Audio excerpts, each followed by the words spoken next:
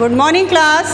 आज हम संस्कृत में अगले चैप्टर की ओर बढ़ रहे हैं। ठीक है, आपने इससे पहले के जो भी लेसन पढ़े उनमें हमने आपको श्लोक का अनुवाद भी बताया था और जो पाठ का अनुवाद था वो भी बताया।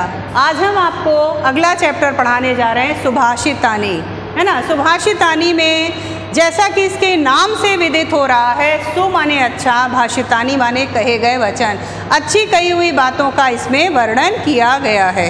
ओके स्टूडेंट, तो हम पहला आपको बताने जा रहे हैं। इसमें आप संदर्भ कैसे लिखेंगे वो आपको समझना है कि श्लोक है इसलिए आप इसका संदर्भ भी लिखेंगे, प्रसंग भी लिखेंगे। संदर्भ में आप लिखेंगे कि प्रस्तुत श्लोक हमारी पाठ्यपुस्तक हिंदी के संस्कृत भाग के सुभाषितानी नामक शीर्षक से उद्धृत है। क्लियर हो गया कि प्रस्तुत श्लोक हमारी पाठ्यपुस्तक हिंदी के संस्कृत भाग के सुभाषितानी शीर्षक से उद्धृत है। ठीक है, क्लियर हो गया। प्रसंग में आप देंगे कि प्रस्तुत श्लोक में नीतिपूर्ण कहे गए वचनों के माध्यम से उपदेश दिए गए हैं, या कह सकते हैं कि प्रस्तुत श्लोक के माध्यम से उपदेशात्मक शैली में नीतिपूर्ण बातें बताई गई हैं। यह आप प्रसंग देंगे, तब आप अनुवाद की ओर बढ़ेंगे। अनुवाद में क्या करना है? वर में को गुणी पुत्रो नाचा मूर्छतैरपि। क्या कहा है? वरम एको, यहाँ पर संधि है, आ और ई मिलके यहाँ पे वरमेको कहा है, वरम, है ना। वरम माने होता है श्रेष्ठ, कहा है वरम एक ही श्रेष्ठ। कौन सा? गुणवान पुत्र। गुणवान पुत्र अगर एक ही है तो वो श्रेष्ठ होता है।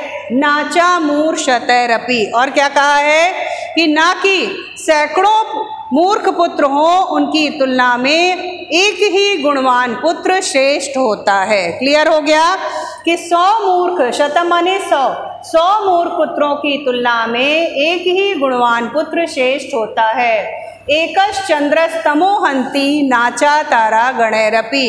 जिस प्रकार से एक ही चंद्रमा सारे अंधकार को दूर कर देता है, लेकिन तारों का समूह उस अंधकार को दूर नहीं कर पाता। ओके स्टूडेंट्स, क्लियर हो गया होगा कि एक ही गुणवान पुत्र श्रेष्ठ होता है। 100 मूर्ख पुत्रों की तुलना में एक ही गुणवान पुत्र श्रेष्ठ होता है।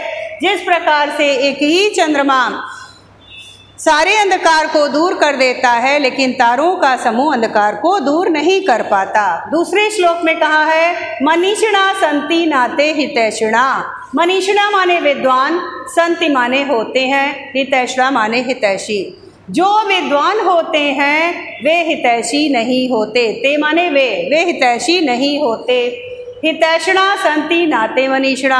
जो हितैषी होते हैं वो विद्वान नहीं होते हैं, यानी जो आपसे चापलूसी वाली बातें कर रहे हैं, आपसे अपना लाभ उठा रहे हैं, वो आपके हितैषी नहीं होते हैं। यही बात इसमें गूढ़ वाली कही गई है कि जो विद्वान होते हैं वो हितैषी नहीं होते, जो हितैषी होते हैं वो विद्वान नहीं होते हैं। सुहरचा विद्वानम अपि दुर्लभो नृणाम।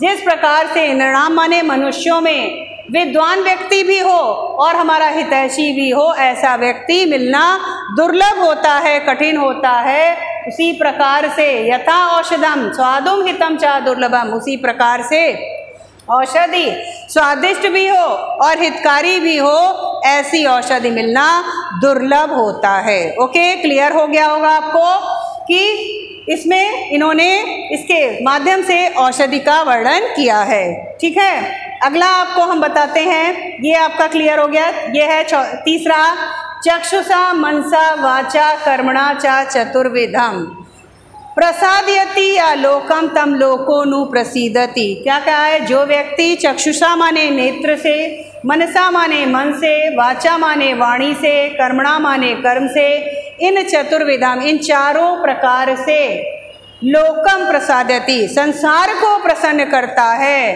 तम लोको नु प्रसीदति, संसार भी उसे प्रसन्न करता है। एक बार फिर से समझ लीजिए, जो व्यक्ति नेत्र से, मन से, वाणी से, कर्म से, चारों प्रकार से, चतुर्विधम माने चारों प्रकार से संसार को प्रसन्न करता है, संसार भी उसे प्रसन्न करता है। फिर उसके बाद में लास्ट है, फोर्थ वाला हम बता रहे हैं। ये 2 पार्ट में हम आपको सुभाषितानी बताएंगे। फोर्थ श्लोक का अनुवाद देखिए।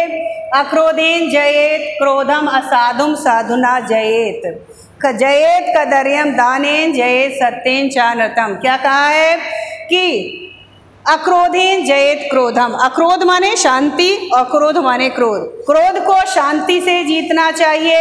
असाधुम साधुना जयेत। असाधु माने जो दुष्ट है, दुष्ट को सज्जनता से जीतना चाहिए। जयेत कदर्यम दानेत। कदर्यम मीन्स कंजूस, कंजूस को दान से जीतना चाहिए। जयेत सत्येन चानृतम। और अनृतम माने इसमें आ जुड़ा है, चा माने और, अनृतम यहाँ संधि है, दीर्घ संधि। और झूठ को सत्य से जीतना चाहिए। ये नीति परक बातें इसमें बताई गई हैं, ध्यान से आपने समझ ली होंगी।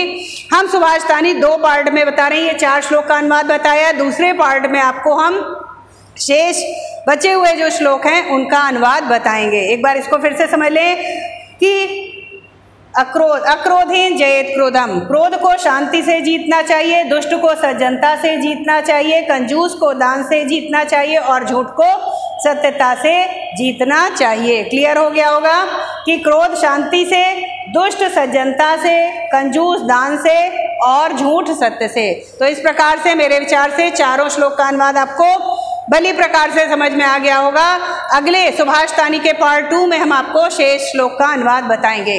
Okay students, thank you.